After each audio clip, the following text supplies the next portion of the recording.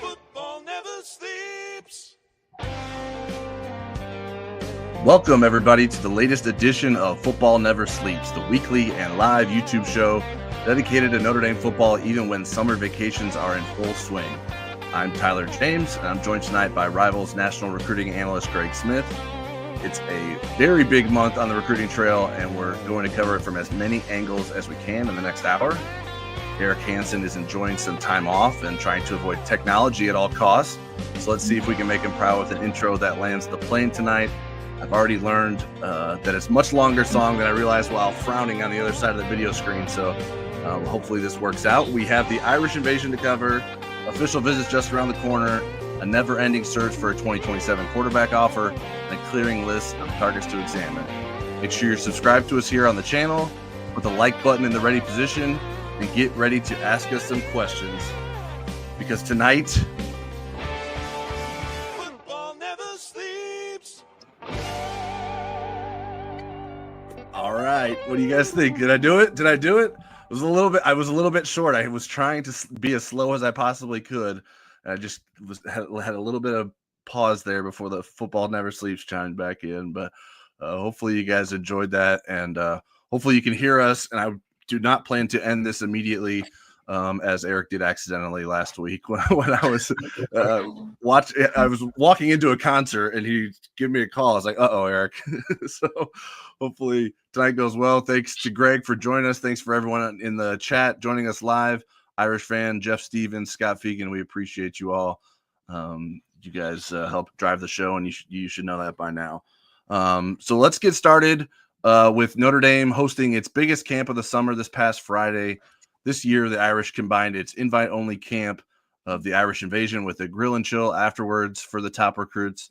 The events were for mostly 2027 and 2028 recruits, because the focus for the 2026 class will be on official visits the next couple weekends. Notre Dame ended up offering 6 recruits who were on campus, and we covered those on InsideNDSports.com.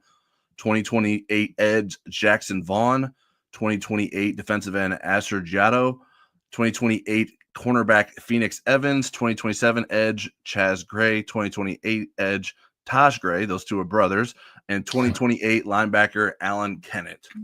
So if you want more information on those guys, you can hit up the website. Jackson Vaughn and Asher Giotto are very impressive. Both of those guys almost have 40 offers already. We're talking about guys that are going to be sophomores in the fall, so some very talented kids that were on campus. Greg, from your perspective as a national recruiting analyst, how important are these summer camps for college football programs? Yeah, first of all, thanks for having me. I think you did great with the intro, for it being, I believe, my second time hearing it. So good job. These camps are really important. I actually think that as we go along, like finding ways to make your school's particular camp like an event and make it kind of unique is really interesting and something that you need to be able to do. And you get a kick out of this. Like I was actually at a different college camp this past Friday while Irish Invasion was happening. Nebraska was doing kind of a unique 7-on-7 thing where they had teams from all over the country kind of come in and play 7-on-7 in their stadium and in their practice field.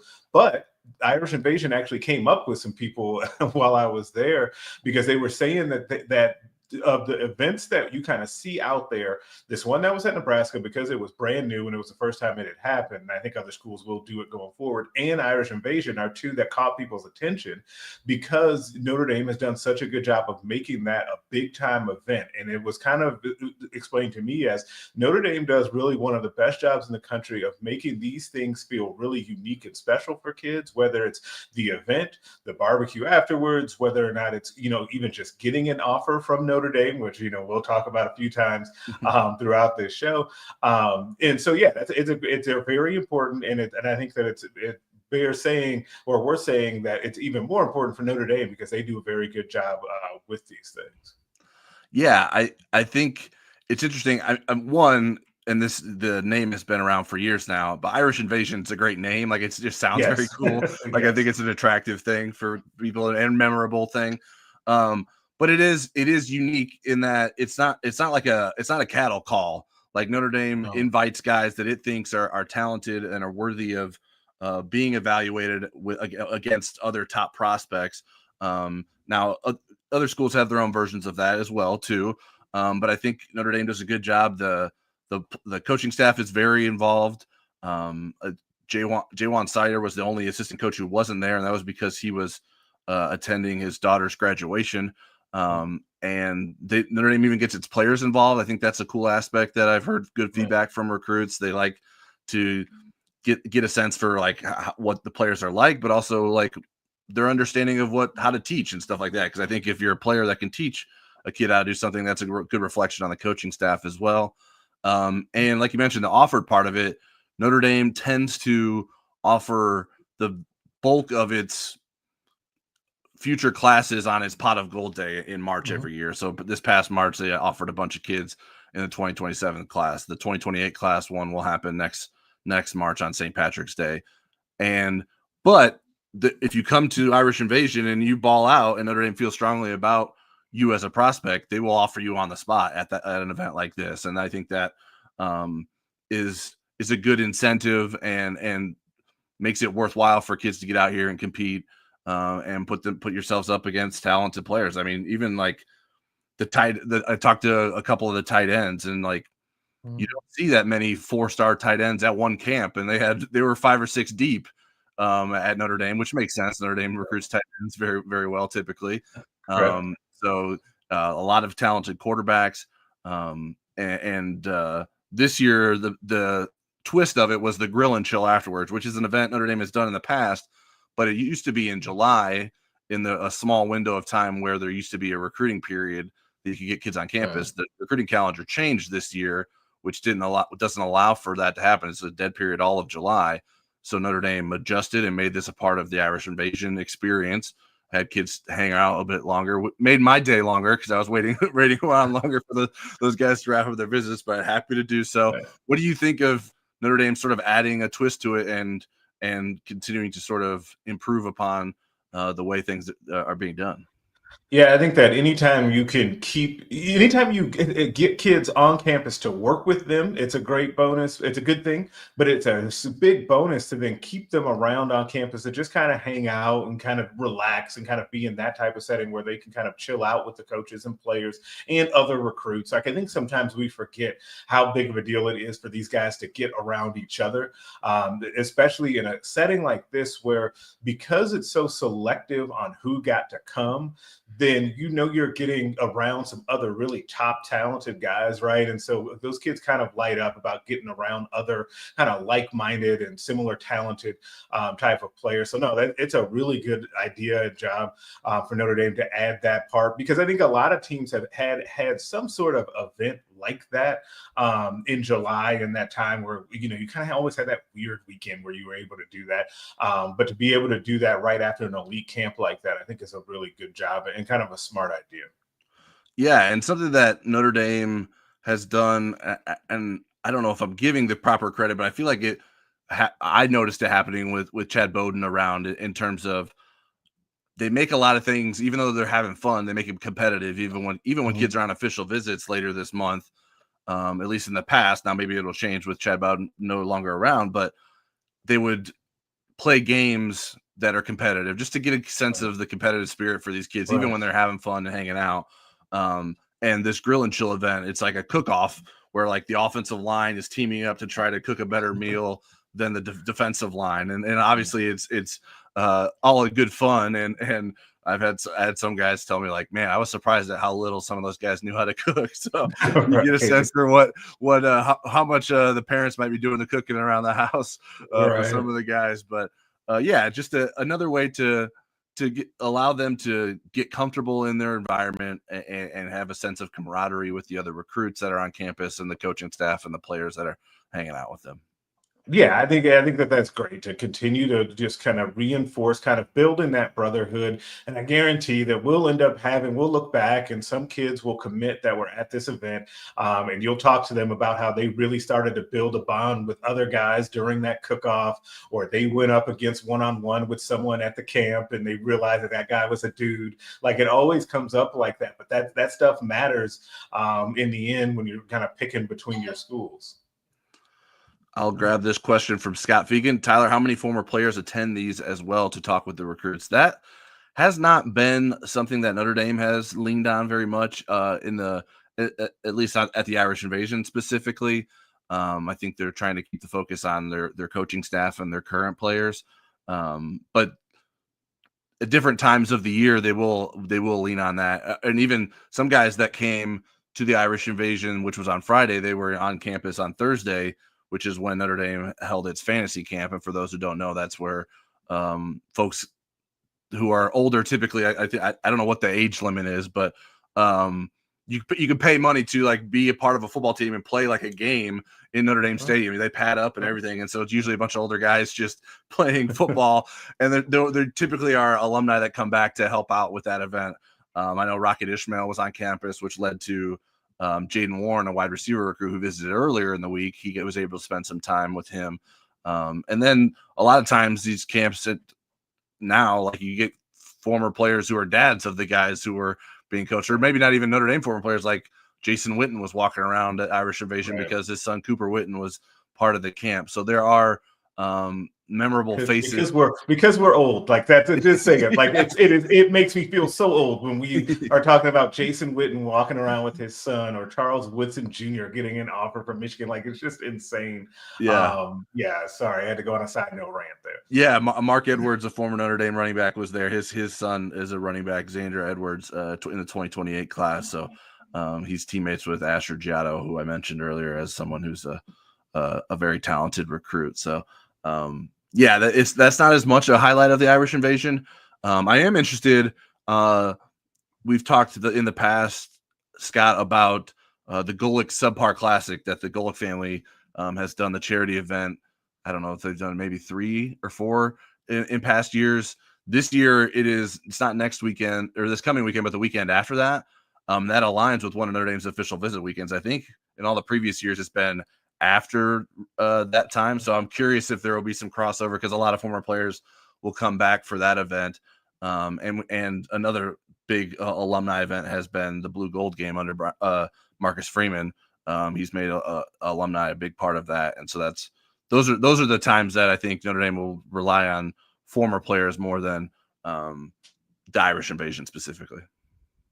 Yeah, and it's always good to get those guys out around them. Yeah, but this one is probably not best suited for that. But getting those guys around former players is always coolest. But it's also cool to that's why it's important to get some of those guys to your camps, though, like you were saying with Jason Witten walking around. It just feels cool when you have that end up happening.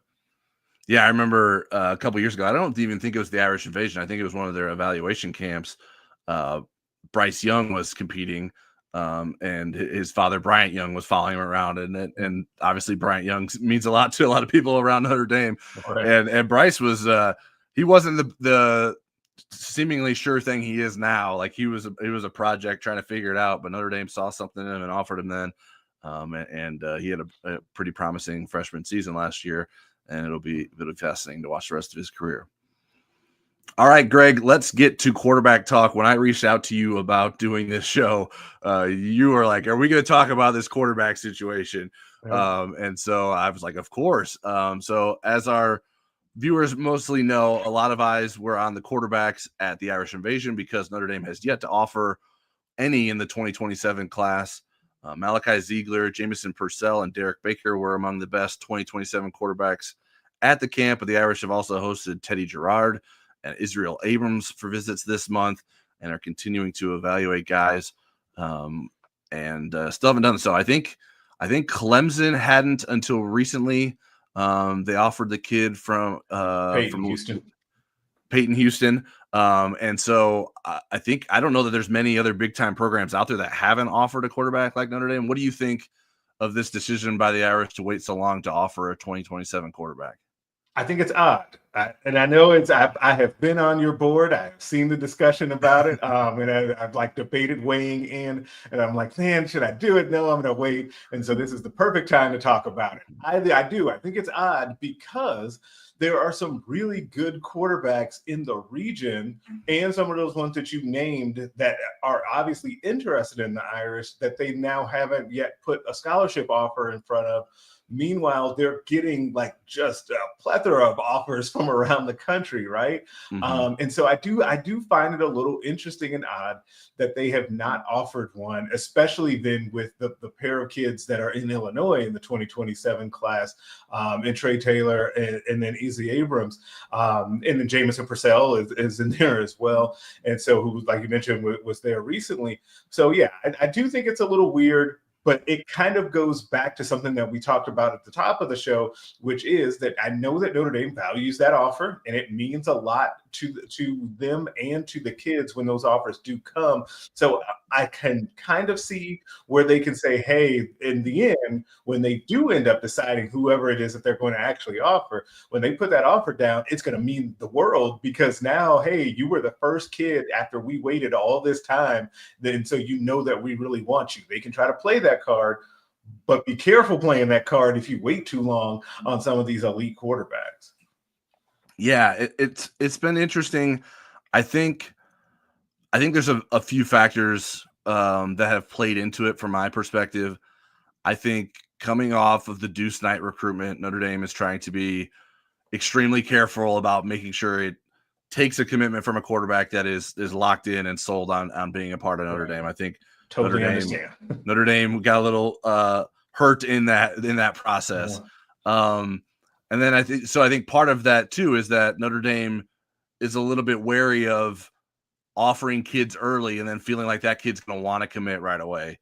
And so I think they want to make sure that when they offer, it's the guy that they want and that kid can commit. And I just don't, for whatever reason, they haven't seemingly figured out who that guy is yet. I certainly part of the slowing down of the process was Notre Dame was playing football through most of January when some of the coaching staffs were able to get out on the road and check back in on kids. So Notre Dame has done a good job, in my opinion, of still evaluating these 2027 quarterbacks that got out in the spring. Those guys, a lot of those 2027 quarterbacks that are top prospects got on campus during the spring. So that's obviously a clear reflection of their interest. Like if they're coming to Notre Dame without an offer, they're obviously pretty interested in Notre Dame. Right. And so that's a good way to judge that. So, but it is interesting. I think it has cost Notre Dame. I mean, certainly if it wanted Trey Taylor, it needed to have offered him earlier. I don't know if Trey Taylor ends up in Notre Dame's class. If Notre Dame does offer him, what are your thoughts on Trey Taylor? Do you think Notre Dame will regret not having offered him? I think that he's very good. I do think that he's one of the best quarterbacks in the country in his class. And I do think that they're going to regret not offering him when they could have, because remember, he was one of those kids that came on campus without an offer, right? Like, and so there was an, to me, and kind of being inside of that recruitment, there was an obvious show from them, him and his family, that they were interested in Notre Dame since they went without the offer. And the word that they kind of always gave me throughout that was like, okay, we're going, we know we don't have the offer, but hopefully, it'll come. And then we can, if it comes, then we will evaluate them the way that we have everyone else, because he's a unique situation anyway, because they took so many visits all over the country to really get a deep understanding of a lot of different schools early on, so that they could be in a position to do what they did, which is commit early to Nebraska, so that he can then help to build that recruiting classes. He did it in a unique way with all the visits, but a lot of quarterbacks end up in that situation, right, where they want to commit early so that they can help recruit. And so he's a kid that, what is that, a couple hours away from his house to South Bend. Right. And so, yeah, you end up, I think they will look back on that maybe and say, hey, that kid was good enough for us to go ahead and offer. But with that being said, like, there are other good quarterbacks still that are out there that were either on their campus here for Irish Invasion, that have taken unofficial visits there as well. And so it's not, all hope is not lost there. But I think that they could have made, in my opinion, a stronger push for Taylor on the front end. Yeah, and Taylor visited several times. I don't know the number offhand, but he had been on campus many times. He might have even been a middle schooler the first time he visited. Right. I know he was very proactive. They were very proactive on getting out and doing visits. Like now, like he's committed to Nebraska. He was there this past weekend, and he'll be there 2 more times in June to help recruit. So like they were very proactive in doing this. Yeah, and that'll be I would think that should be beneficial for Nebraska to help build a class around. Mm-hmm. And that was something Deuce Knight did help Notre Dame with, as Jeff Stevens mentions here. Deuce was a valuable member of Notre Dame's class in terms of helping recruit guys, even though he did end up jumping back out of the class. Another guy from understand. I do want to say real quick. I do totally understand why you would be gun shy after the Deuce Knight situation. I do get that because sure. I know how upset everyone involved was with that situation. And so I do get it. And so that I get it. I totally get it, guys. One of the guys who just made his first visit to Notre Dame is Israel Abrams, who we mentioned out of Montini Catholic in Illinois, and he's been a riser lately. I think he rose pretty high. He might not even been in the Rivals 250 at some point earlier this year, and now he's up very high. What do you think he brings to a potential college? How is he someone that Notre Dame should prioritize moving forward? Yeah, I definitely think that he's a kid to me that has been just a steady riser throughout the process, like you mentioned. And because I've had the benefit of seeing him, maybe 3 or 4 times over the last year and a half. And what I always say coming out of seeing him is that he's gotten a lot better each time that I see him. And the thing, I think he's getting more and more comfortable passing the football from the pocket. But the thing about him is he's a very good athlete too. And so I think that that's where he gets a leg up on some of the other guys, even like compared to say Trey Taylor or Jameson Purcell in his class, where he really ends up, getting a leg up on those guys. And I do think he's a guy that Notre Dame should seriously consider. And with his him being nearby, being a little bit more low key of a kid as well, I think he would be a pretty good fit within their class and in their program should they choose to explore that. And I assume they'll continue to kind of vet him through the process. Yeah, and if you missed it for our audience, that Israel Abrams was one of the recruits Eric interviewed when we were in Chicago last month, and so that's on an old Inside ND Sports podcast. A very likable kid, I think. I enjoyed that conversation and getting to know him. I've got a commit coming in here. I need to go ahead. Sorry to pull the curtain back, but we got to give me 1 second. Yeah, go ahead and take care of that. I'll talk a little bit about what's going on with Notre Dame this week in terms of the recruiting process. Later this week, Notre Dame will host its first round of official visitors. Those will come in this weekend. Notre Dame has really pushed almost all of its official visitors to either this coming weekend or the weekend after that. There will be a couple in between those 2 weeks. In the middle of next week, there was a chance that Notre Dame would host some guys in the middle of this week, but that has gone different ways. Noah Clark was a defensive tackle that Notre Dame was recruiting out of North Carolina. He's no longer pursuing Notre Dame, so that visit won't happen. Talanoa Ely, a linebacker was from California, is out in Hawaii now. He's focusing only on USC and UCLA right now, so he's not going to make it out there.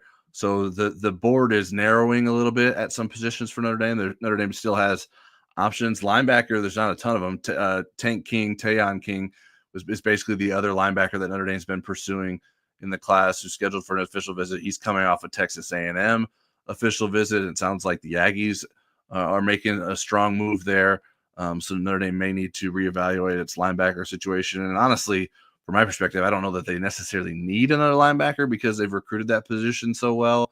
If they're not in love with anyone else in the class, I think they could do okay with sort of skipping that there. Wide receivers, obviously the position that we've talked probably the most about in this 2026 cycle. Cohen Brown came off the board by committing to Texas coming off of an official visit this past weekend. That was a tough blow because it seemed like Notre Dame had all the momentum there when he dropped his commitment to USC and then scheduled a Notre Dame visit. And after a Notre Dame offer, but Texas decided, hey, we don't want to let this kid leave the state. And I wasn't sure how strongly Texas would come after him, but Texas was convinced that they didn't want Cohen Brown going elsewhere. Notre Dame recently hosted Ephraim White, a wide receiver committed to Florida State. He's someone to watch. Jaden Warren, who I mentioned earlier, he made an unofficial visit to Notre Dame last week, and he's planning to get back for an official visit. So that's a good sign for Notre Dame. Another kid out of Texas. Notre Dame's really looking hard in Texas for receivers. As we know, Kadon Finley has been sort of the top guy that Notre Dame's trying to get. He also visited Texas A&M this past weekend. Braden Robinson, those guys are both due in town this coming weekend out of Texas for official visits. So a lot happening on the wide receiver front. We are back. Sorry about that. All right, Greg, how you doing? Oh, good. It's always tough. You want me to talk about it because we talked about it beforehand? Yeah, go ahead. Okay, so Notre Dame target actually, Mikhail Blade, 4-star edge out of Chicago, Simeon High School, announced his commitment for Michigan just now. So I feel like and I know I talked to you and Josh over at the Michigan side quite a bit about this recruitment, just because those to me were always the two schools. It was always going to be either Michigan or Notre Dame. Right. Kind of a tough loss for the Irish, as he did tell me too that he is going to cancel his remaining official visits. I know Notre Dame and I believe USC were the two that he had not made yet. Yeah. And so he will cancel those visits. But yeah, Michigan wins out there. And honestly, Michigan has been doing a very good job of recruiting those guys in the city in Chicago, along with Notre Dame too. They do a good job there too. But Michigan's done a good job. He kind of referenced Nate Marshall, who went there from last cycle, the 5-star defensive end, and Marion Stewart, also a couple of years ago. So yeah, Blade to Michigan is what I had to scurry off to get live. No problem. I appreciate you taking care of that. Blade is someone who I think the longer the process went, the less likely I felt like Mikhail Blade was going to end up at Notre Dame, because he just I think, let me count, 1, 2, 3, 4, 5. He visited 6 times through April to Notre Dame, and that was just in a little over a year. In 13 months, he visited Notre Dame 6 times. And it's like, well, if you need 6 visits and you're still not sure about Notre Dame, I'm not sure that you're going to end up in Notre Dame's class. And I know he was visiting some other schools, but maybe not as frequently. And it just felt like there was something there that was not quite clicking for Mikhail Blade in Notre Dame, a talented edge prospect that I know Notre Dame had considered. Maybe long-term he ends up as a defensive tackle. I don't know if maybe that view of him maybe swayed him differently, and maybe he feels like he's best set to be on the outside. I know this past season he was hurt, so I don't think he's gotten as big as maybe Notre Dame thought he was going to be. So I think it's interesting. Sid Irish chimed in. Is it me, or is recruiting not as good as it should be? Blade just committed to Michigan. I mean, Notre Dame's still, I think they're the 3rd ranked class, unless that has changed. They were before the show. I don't know if Michigan jumped them. I don't think Michigan has that many commits, so I don't think that would have happened. But but yeah, I mean, we're in a spot right now. Like, Notre Dame was picking up a lot of guys in April and May, and now we're getting into June, and some of those guys that maybe Notre Dame was on in the fight for are not picking Notre Dame. So it feels like it's not going well, but I still think overall recruiting is going well. I mean, if Mikhail Blade remains an edge, Notre Dame has 2 borderline rivals 100 edges in the class already, with Ebenezer Iwatade and Ronnie Dunham. So it's not like, especially in this cycle, which is a rarity, Notre Dame is really doing well at defensive end recruiting. So I think Notre Dame's going to be okay. They are still 3rd. Okay, cool. Thank you for checking on that while I was blabbering. No, you're good.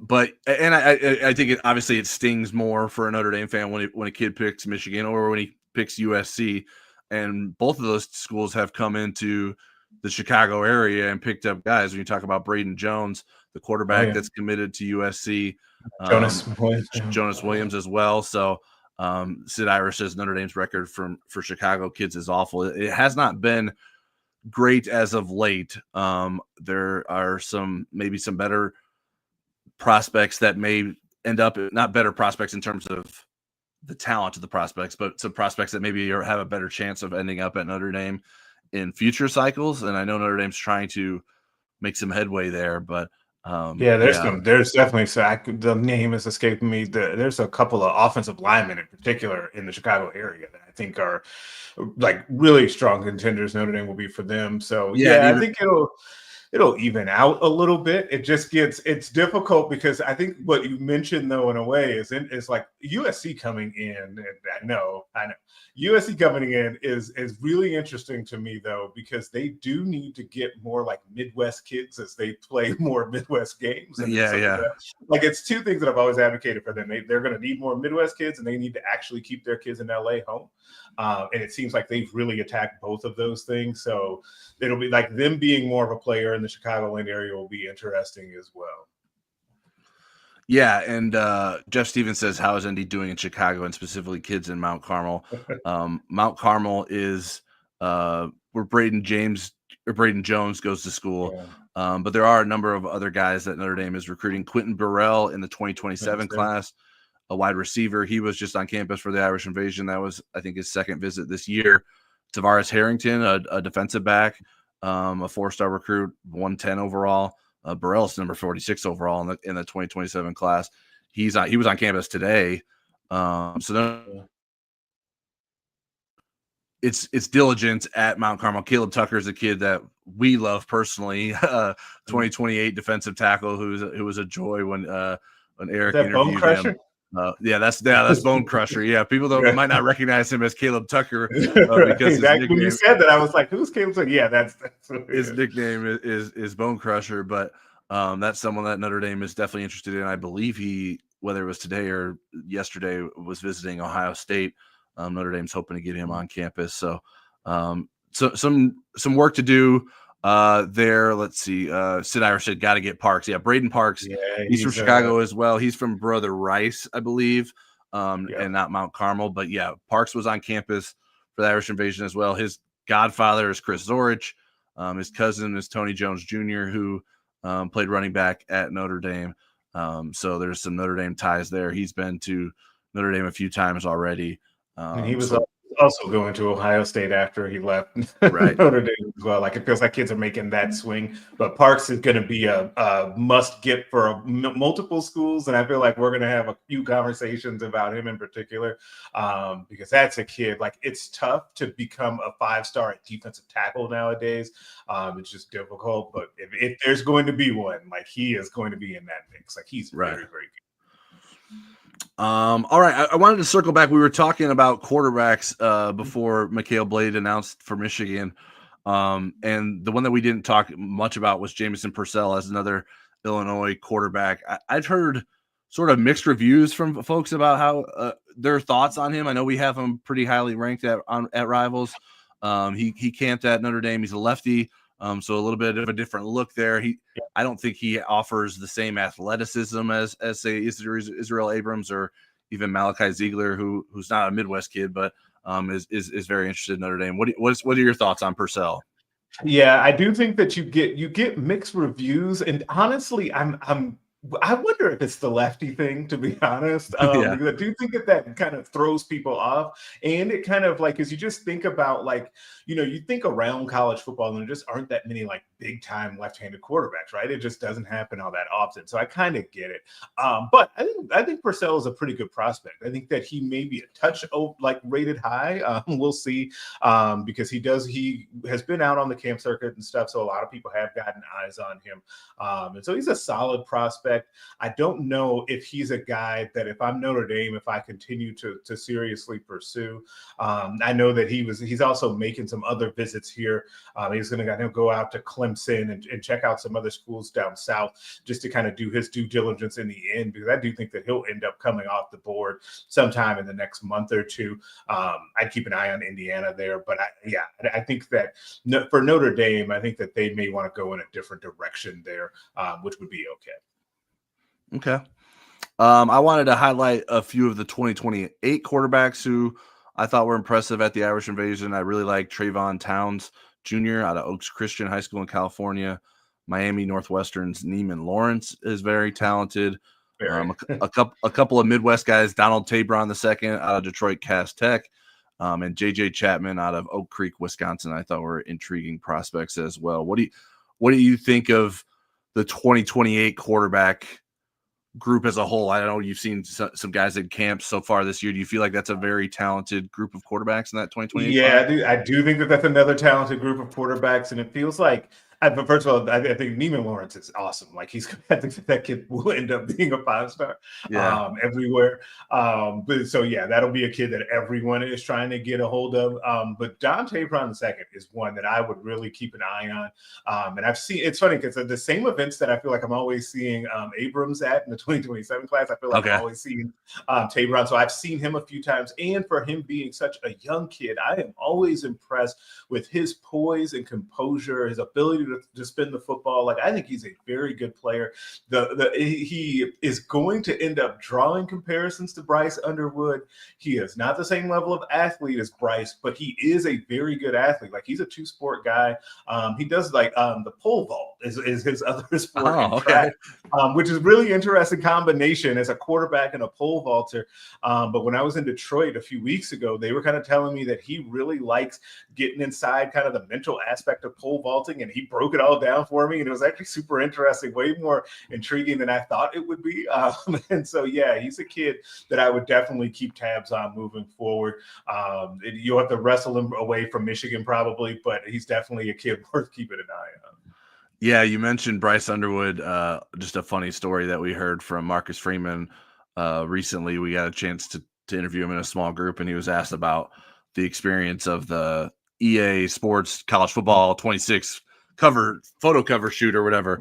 And all those guys most of those guys were there in person, at least according to Marcus Freeman.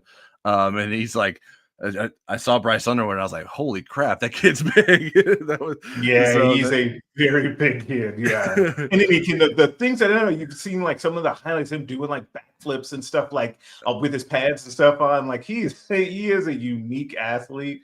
I'm curious to see how that goes, because I think there is going to be a learning curve there with being able to make plays in the pocket, but we'll see. But he is a freak athlete though. Big kid. All right. Let's see. I wanted to talk about some more guys in the Midwest. And as I mentioned, Notre Dame's getting into official visit mode this weekend. Has needs at a lot of positions, but I think, at least from my perspective, most surprisingly, Notre Dame hasn't landed a tight end in the 2026 class. And Notre Dame would like to add 2 guys there. And some guys are coming off the board. But some, I think probably the 4 most likely guys or the best chances Notre Dame has at recruiting currently are all Midwest guys. So let's start with West tight ends, man. yeah. Those are the and I mean, I think there's guys that, I mean, it's interesting. I have a list of 4 guys here. There's other Midwest tight ends that are clearly not ending up at Notre Dame that Notre Dame has tried to recruit. We talk about J.C. Anderson, Max Sutter, those guys weren't as into Notre Dame and will end up elsewhere. But these guys are, I think, more interested in Notre Dame. At least they certainly are right now. First one I want to talk about is Evan Jacobson of Waukee High in Iowa. I think my sense is that he might be the favorite of Notre Dame's coaching staff. Like, they really like his potential and then the way he fits at Notre Dame. He's scheduled to official visit the weekend of June 20th. Do you think that's someone that Notre Dame can land? Yes, I think that I would agree with Notre Dame's assessment on that they, like in their case, like he should be the favorite. And also I think that the feeling is mutual there. I think that and it's interesting because I feel like I talk a lot about tight ends in the Midwest because there are so many of them. But because of that, there's this interesting domino effect that happens. So earlier today, Isaac Jensen from right here in Omaha, I live in Omaha. I saw him this morning. He committed to Missouri, right? And he Evan Jacobson was also on Missouri's board, and Missouri kind of felt that they were going to lose him to Notre Dame, is what I'm told. And so, yeah, I think that Notre Dame is in a really good position with Jacobson, and I would expect that he gets in that class after that official visit at some point. All right, and like I mentioned, even if Notre Dame does get Jacobson, they want to get 2 in this class. So these are some of the other names to know. Ian Premer of Great Bend, Kansas. He's set for a midweek official visit next week. But Notre Dame seems to be a bit of an outlier in his recruitment. He's got Kansas, Iowa State, and Kansas State. Do you think that's someone that Notre Dame can realistically pull to Indiana? That's going to be a tough one. And it's really, I think that it's kind of reminds me, and it's not just because they're both small town guys from Kansas. It reminds me a little bit of Lincoln Cure last year. Similar profiles, similar situation where they're both like super athletes that are going to have your big school coming after you and your teams that are kind of in your state, right? Or right there in the region. In the case of Iowa State, last year it was Oregon versus Kansas State for Cure. This year with Notre Dame versus those local schools. I think that it's kind of wide open between those local schools. I know Kansas made a big impression on him this past week, but I actually think that Iowa State is the favorite right now for Ian Primer. But if Notre Dame gets him on campus with their history of tight end, they've got a puncher's chance. I just wouldn't expect it, but he's a really talented prospect. And then two of the maybe I think probably the most recent of the tight ends that Notre Dame has started to go after are in Ohio. Preston Friesel of Toledo Central Catholic and Braden Fogel of Lexington, Ohio. Friesel got on campus last week and could be returning for an official visit soon. Fogel backed out of a planned unofficial visit. He may still get to campus for an official visit, but there's not certainty there. How good is Friesel? Is Fogel a better prospect than Friesel? What are your thoughts on those two guys? Of the two, I do think that Fogel is the better prospect. I think that he's more athletic than Friesel. I have been kind of monitoring. I talked to Fogel yesterday about his Georgia official visit that he just took. He has been kind of coy about whether or not he's going to make it back to Notre Dame, if it's going to work out. So I don't think he's going to just divide, because I don't think he'll end up making it back there.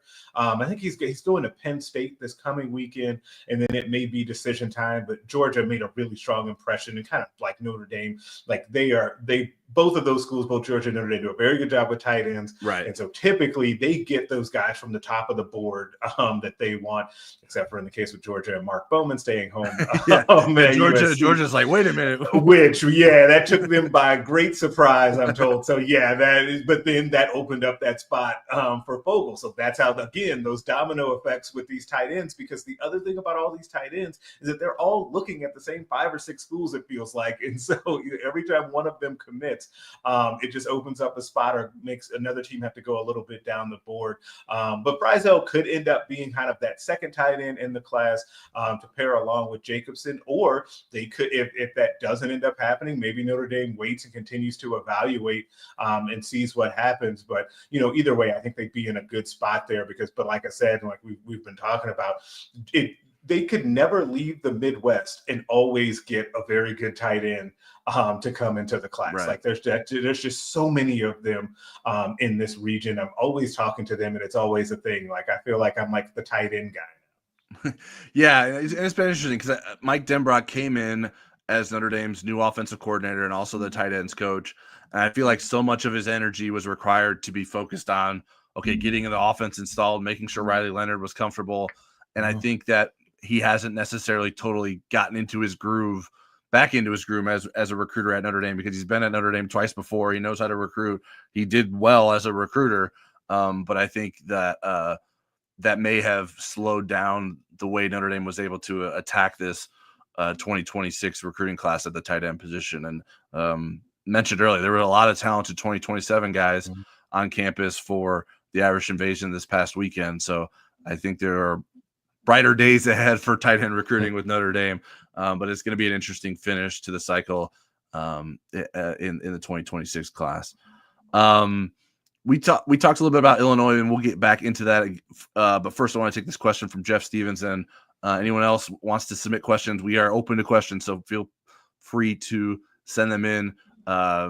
Jeff says, news on Thomas Davis Jr. and his visit to Georgia kind of died. Is Notre Dame still his choice? Well, yes, he's still verbally committed to Notre Dame, and he is expected and planning both. Notre Dame expects him to, and Thomas Davis plans to official visit Notre Dame this coming weekend. So that's good news for Notre Dame. That's not surprising to me. I figured that would be the case. I didn't think he would go to Georgia and then all of a sudden just no longer be committed to Notre Dame. I do think there's a little bit of a concern long term. Like, does he start to feel a pull to Georgia and his father's alma mater? But I think this is one that Notre Dame can keep. I think Thomas Davis has been a big part of Notre Dame's recruiting efforts for recruiting other guys. Notre Dame's been very successful in North Carolina, and he's been helpful in that. So I think it's good timing for Notre Dame that, you know what, he visited Georgia last weekend, and then now he'll get back to Notre Dame. I think if it was maybe the other order, I think maybe a little bit more nervous, but I think getting back to Notre Dame and reminding him why he committed to Notre Dame, and getting around some of his fellow commits that he enjoys being around, I think should be helpful for the Irish. Yeah, I don't have a lot on that one, but it is always good to get those guys back on campus for official visits after they've gone elsewhere. Always helpful. Yeah, and so we were talking about the talent in Chicago and in general in Illinois in the future, the 2027 class.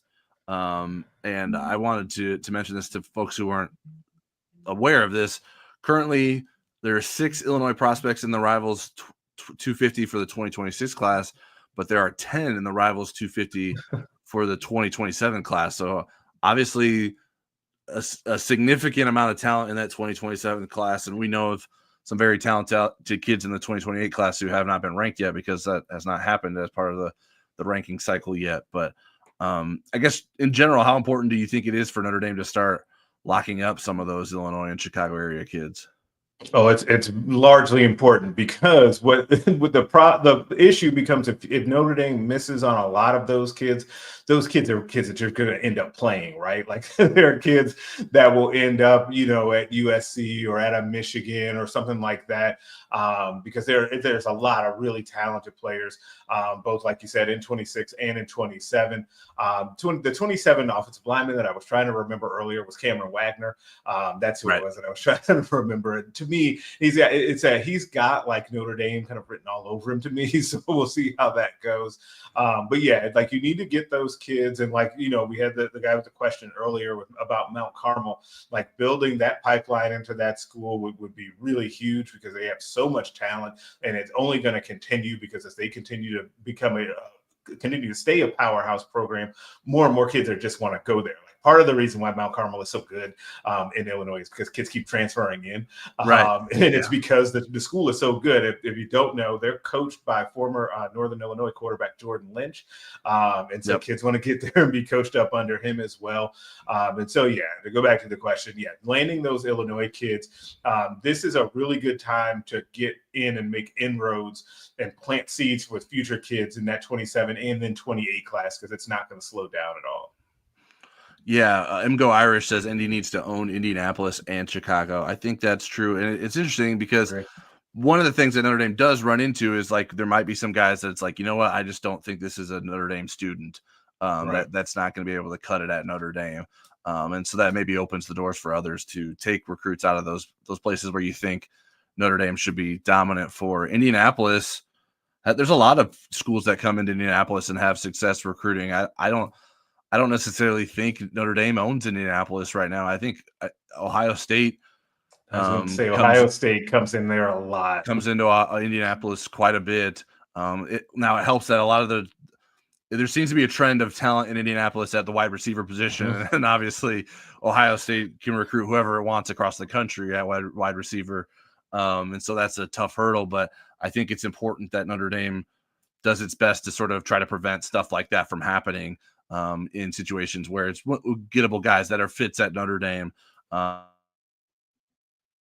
and that you're not maybe worried it's going to transfer in a year because they get in the classroom. It's like, I don't know that I want to do this anymore. Right. So they have to be careful there with what is going on with the recruits in Indianapolis and Chicago. And obviously that's something they do across the country too.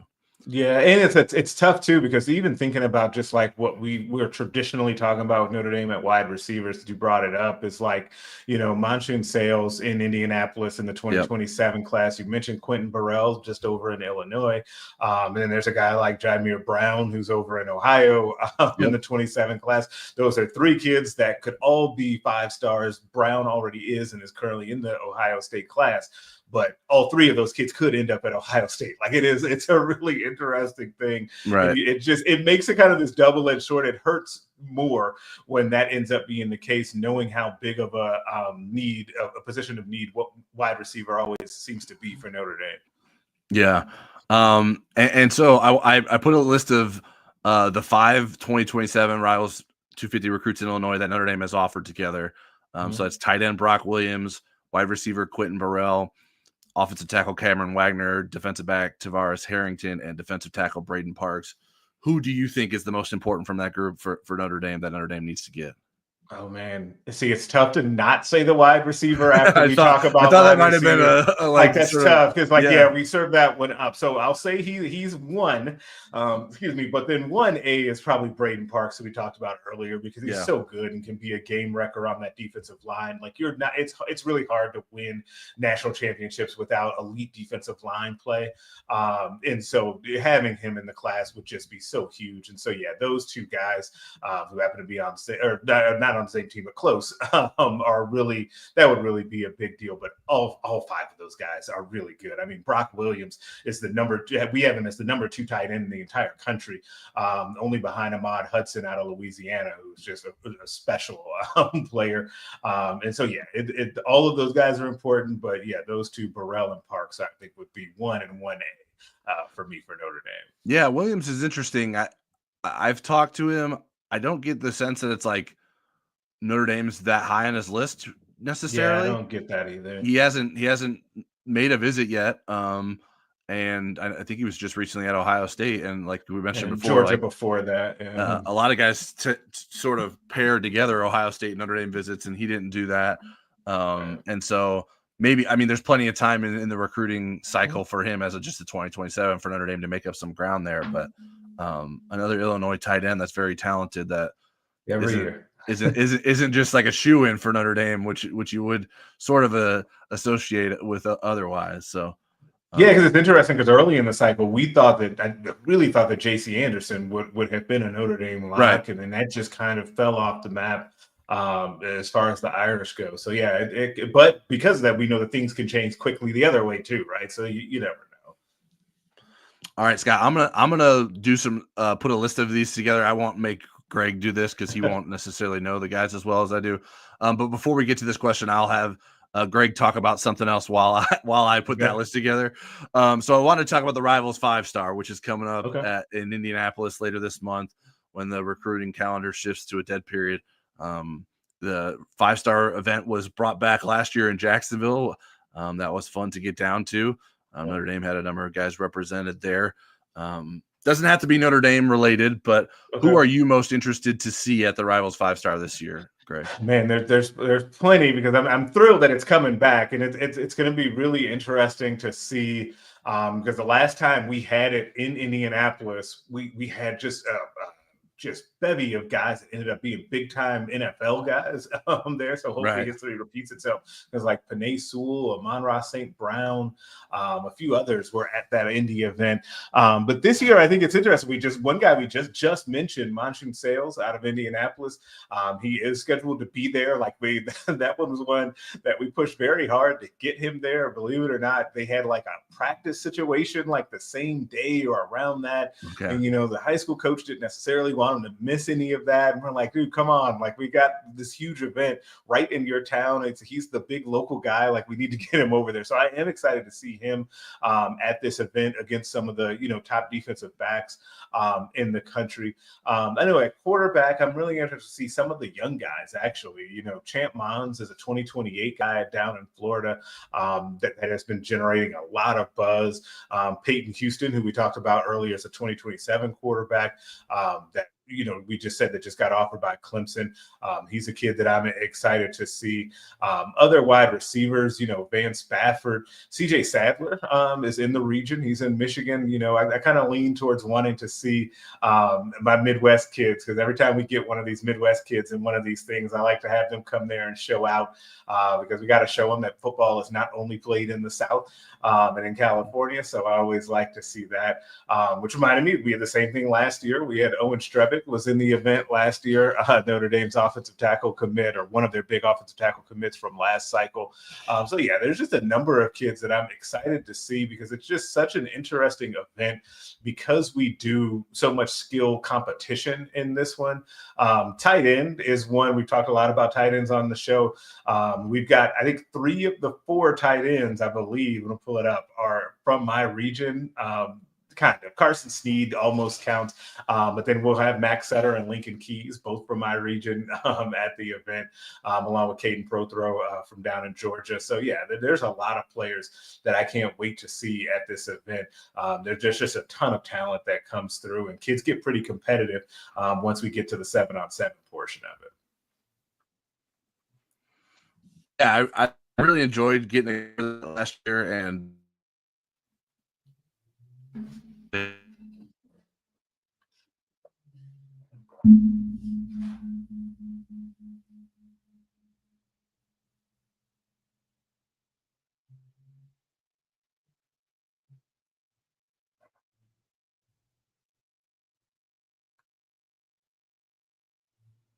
I think that it'll be a fun event. There we go. We're at oh, 3rd and the 20th. I keep losing you. All right, you guys got me? Okay, I got you now. Okay. I'm sorry. Well, I think we're going in and out, but hopefully we can hold on strong here to the end. I wanted to get to this question from Scott Fegan, who asked, who would you rate as the top 5 remaining recruits Notre Dame needs to get? So this would be my list. Obviously, we talked about receiver. So I have 2 receivers in the top 5 for me. Number 1 is Kadon Finley. He's the most talented receiver recruit that Notre Dame has a chance at. Will be tough to pull out of Texas, but I think that's number 1 for me right now. Number 2 is Joey O'Brien. His recruitment is getting interesting. Penn State, Oregon, Clemson. He plans to make a decision by the end of the month. So I think Notre Dame still has a chance there. Talented player, could play anywhere in the second, and would be a great kid for Mike Mick.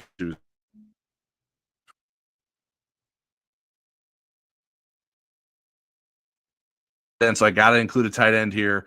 I think he's the tight end is Notre Dame.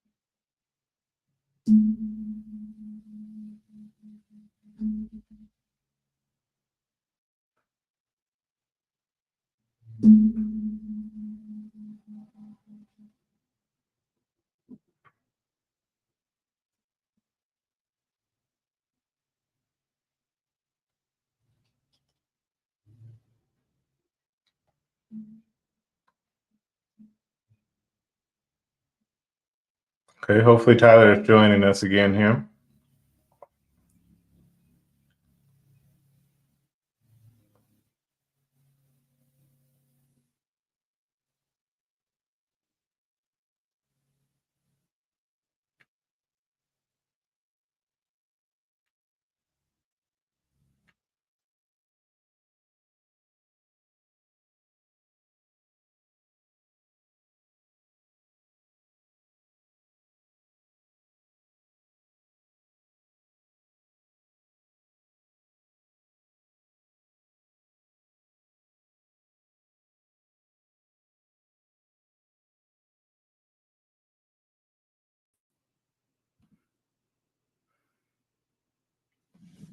Oh, can you hear me? Kinda. You wait. I think I might have you back. I do not. Scott, I let you down with the Greg Smith show. I I think I got you.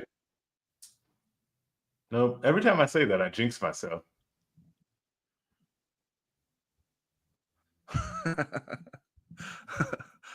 Oh man, I'm sorry, guys. I think Scott says I think Michigan is hacking into the show. That's pretty good. That's pretty good. Well, I think this is a sign that we need to end things here. I don't know how much you'll hear of me saying goodbye, folks, but really appreciate Greg joining us tonight. Sorry for the technical difficulties here at the end. I imagine Eric's at home cackling that he's happy that I'm dealing with it this time and I am. So, like I said, we appreciate Greg for joining us. We'll be back next week with another Football Never Sleeps, to be determined who your host will be. But you can count on us being here on YouTube. Make sure you're subscribed to the show, comment, like, and we'll see you next week.